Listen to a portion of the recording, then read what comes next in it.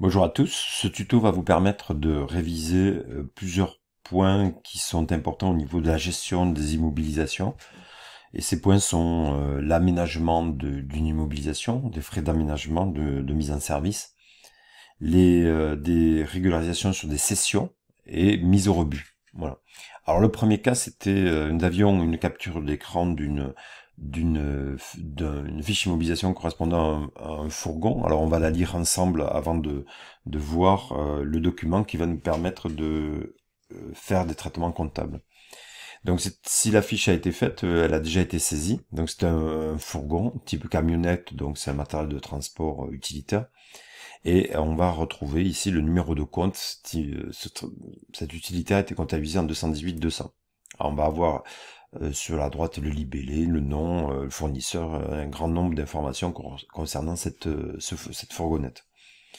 L'amortissement est classique sur 5 ans, linéaire, avec un calcul en 360 jours, et on a la date d'achat et la date de début d'amortissement qui est le 15-12-2017, ainsi que la date de fin d'amortissement qui va s'achever le 14-12-2022. Cependant, on vous demandait dans le cas d'analyser ce document. Alors si on le regarde, on voit qu'il est envoyé par Adam SARL, Adam SARL, qui visiblement n'a pas été l'entreprise qui nous a vendu la fourgonnette, mais auquel on a fait appel pour faire des aménagements. Donc c'est une facture d'achat qui a été reçue le 20-12 et concerne l'aménagement du fourgon Peugeot Boxer immatriculé. Donc c'est évidemment le fourgon pour lequel nous avions la fiche déjà comptabilisée, déjà intégrée dans le logiciel de gestion des immobilisations. Voilà, donc là, on voit qu'on a un aménagement de kit plancher, un kit modulaire, et il y a des fournitures et installations de l'ensemble. Donc c'était 4400 €. Alors là, ça fait appel à des règles qui consistent qu'une immobilisation doit être comptabilisée au coût de mise en service, c'est-à-dire qu'on doit tenir compte des frais d'aménagement, d'installation, pour pouvoir utiliser le véhicule comme il a été prévu dans l'entreprise. Donc vous aviez à comptabiliser ce document, cette facture. Cette facture en fait vient modifier la valeur de l'immobilisation. Donc il fallait augmenter la valeur de l'immobilisation, la valeur du fourgon qui a été comptabilisée en 218-200. Donc l'écriture était la suivante. Vous deviez augmenter la valeur de la fourgonnette par le compte 218-200 et toujours noter le libellé. Alors ici, j'avais pas noté le Adam dépannage.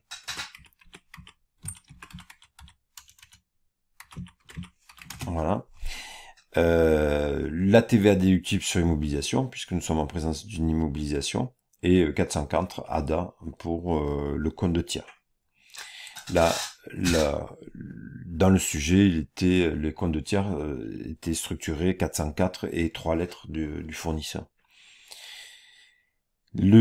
Cette écriture doit se comptabiliser dans le journal des IM, où on accepterait des IMO, où on accepterait le journal des OD.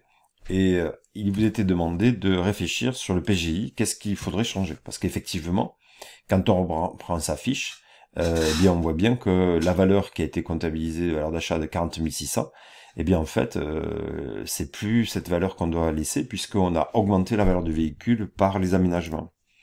Donc la fiche, elle doit être modifiée manuellement. On doit rajouter la valeur des aménagements qui était de 4400. Donc ici la fiche, il faut augmenter il faut la passer à 45 000.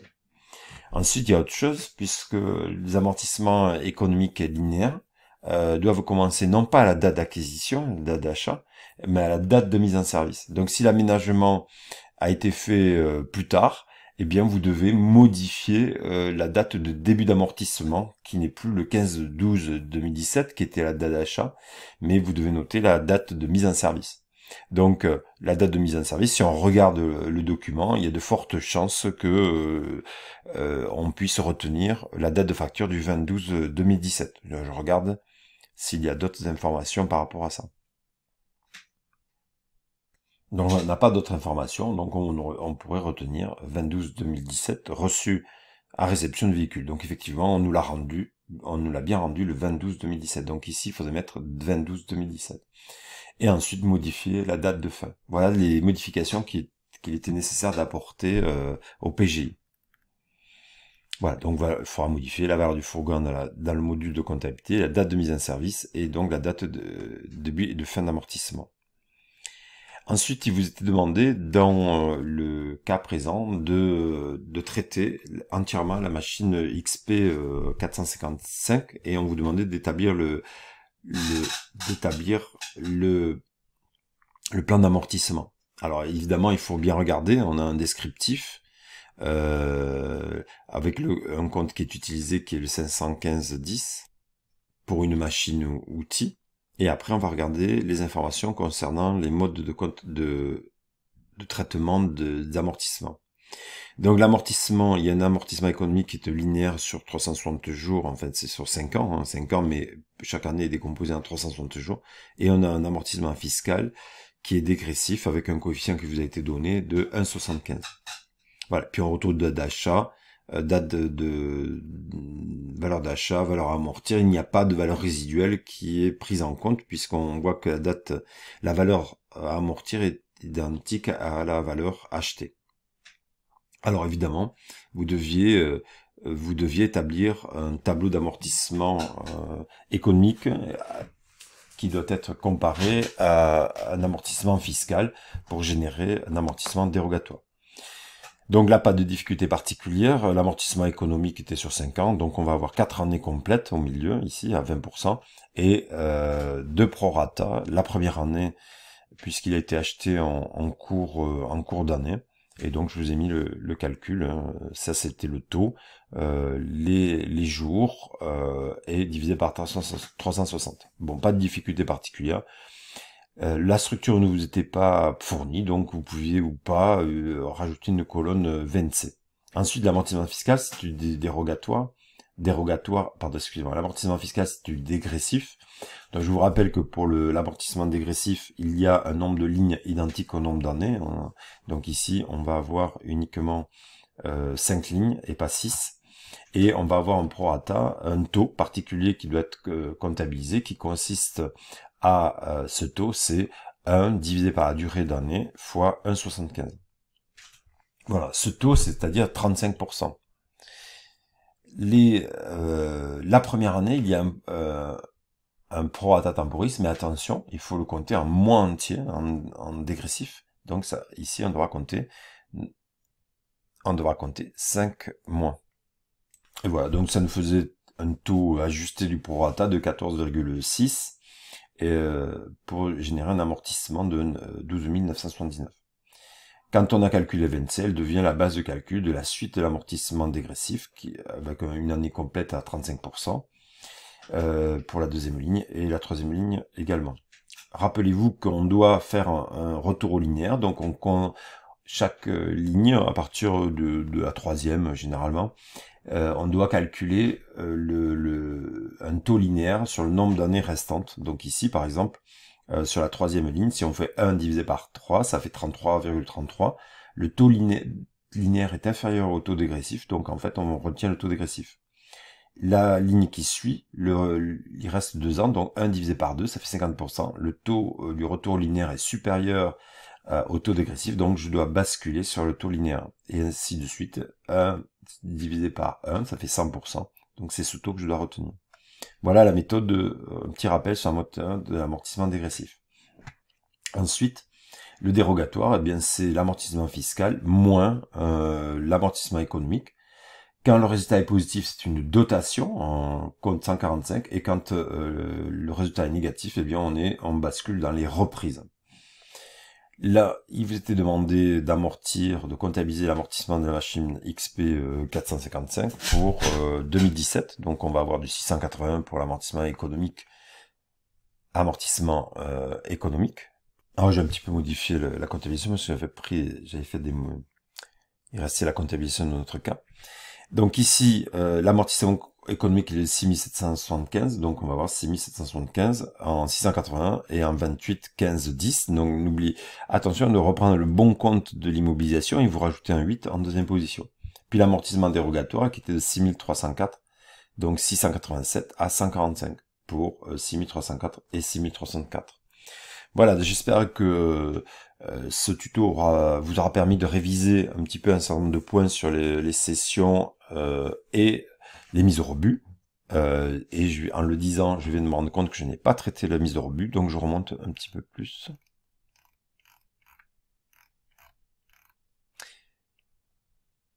Ni les mises au rebut, ni les sessions, donc je vais le faire maintenant. Alors, dans l'entreprise Chauffe-Est, il avait été vendu des immobilisations et mises au rebut certaines d'autres. Voilà. Donc vous aviez une information vous disant que un voisin de l'entreprise est preneur de 2 anciens serveurs ces serveurs ont été vendus à 500 €. Voilà. Et on vous dit, j'ai préparé la facture, vous trouverez sur mon bureau, les 2 appareils seront enlevés demain matin, compte paiement comptant. Donc en fait, on va avoir une facture à comptabiliser de cession des serveurs. Voilà, 2 serveurs. En revanche, on a 2 logiciels, RP et BatiPro, qui sont invendables, il faut les considérer comme obsolètes. Donc en fait, on va les mettre au rebut. Voilà. Et voilà, et on avait ici la machine XP456 qu'on vient de traiter. C'est pour ça que je me suis un petit peu emmêlé les pinceaux, puisque j'ai traité la XP456 avant le reste. Alors, on avait ici la facture de cession qui n'a pas été comptabilisée, et donc on doit le faire. Donc c'était Chauffe-Est qui facture à Autopièce la cession des 2 serveurs PC informatiques d'occasion. Et l'écriture est la suivante. On a accepté plusieurs comptes de tiers, mais par contre il fallait qu'on trouve 775 pour 500 et TVA collectée, cession des serveurs à Autopièce. Voilà. Ensuite, évidemment, puisqu'on a vendu des serveurs qui sont des immobilisations, on doit comptabiliser l'opération complémentaire. Donc c'est à votre charge de déterminer lesquels il faut comptabiliser. Donc toujours pareil, dans les sessions d'immobilisation, on doit avoir des compléments d'amortissement si ce sont des immobilisations amortissables et que n'ont pas été entièrement amortis, puis ensuite la sortie de l'actif. Et en fait, à la fin, on traitera les mises au rebut de ce qui n'a pas pu être vendu. Donc quand on regarde SVR1 et SVR2, on observe les données qui ont été fournis. Le premier était de 2750 € d'achat, valeur d'achat 2750 €, et l'amortissement était de 2750 €. Donc ici, le serveur SVR1 a entièrement été amorti, il n'y a pas de complément d'amortissement à faire jusqu'à la date de cession. Par contre, pour le SVR2, on voit que la valeur d'acquisition était de 2990 et il n'a pas été entièrement amorti puisqu'on ne retrouve pas le même montant. Donc là, on est obligé de faire un complément d'amortissement en fonction des données qui nous sont fournies. Donc ça tombe bien, puisque nous avions les fiches techniques du SVR1 BatiPro et SVR2. Alors le premier, on a dit qu'il était entièrement amorti, donc je n'aurai pas de calcul à faire. Par contre, pour le deuxième, eh bien je vais avoir la valeur d'acquisition, le taux d'amortissement, 20%, et je sais que j'ai vendu l'immobilisation le 18 décembre. Bon, ben on va faire un complément d'amortissement de la valeur d'acquisition divisé par 5 ou fois 20%, multiplié par 11 mois à 30 jours, plus les 18 jours de décembre. Et vous devez obtenir quelque chose de proche de 576, c'est fonction des arrondis que vous allez activer ou pas. Voilà. Donc on va faire un amortissement complémentaire de 681,120 à 28 830. Voilà, une fois qu'on a fait ça, on va calculer les amortissements cumulés pour les 2 serveurs et on va faire la sortie de l'actif. Donc les 2 serveurs, ils étaient comptabilisés en 218 302, donc on a les 2 valeurs pour 5740, c'est-à-dire 2750 plus 2990. Voilà, donc sortie de l'actif pour ces valeurs-là, on doit le sortir du bilan. Ensuite, les amortissements. Eh bien, les amortissements, ça va être l'amortissement qui a déjà été pratiqué pour le serveur 1, plus l'amortissement pratiqué pour le serveur 2, à 1868,75, et évidemment, auquel on va rajouter l'amortissement que vous venez de comptabiliser. Quand on comptabilise tout ça, on fait le calcul, ça fait 5195,16, et par différence, on va retrouver la valeur du 675. 644,84. Ensuite, dans le texte, il vous était dit que les deux logiciels RP et BatiPro étaient invalidables, donc il faut les considérer comme obsolètes. Donc évidemment, pour faire une mise au rebut, il faut aller voir leurs fiches. Et donc on les a ici. Donc ici, le compte utilisé, c'est le 500.001. 205.001. Et on regarde la valeur d'acquisition, donc 4200 et 3650, et les amortissements, ils étaient entièrement amortis, puisqu'on voit qu'ils sont du même montant. Voilà. Donc la mise au rebut est très simple, puisqu'on va simplement annuler les amortissements antérieurs, et par la valeur de l'immobilisation. Donc là, on peut le faire en 2 fois, ou en une seule fois. Voilà, et bien ici, on va sortir l'immobilisation du compte 205.001, voilà, pour 7850, et on va annuler les amortissements en 28.05.00. Voilà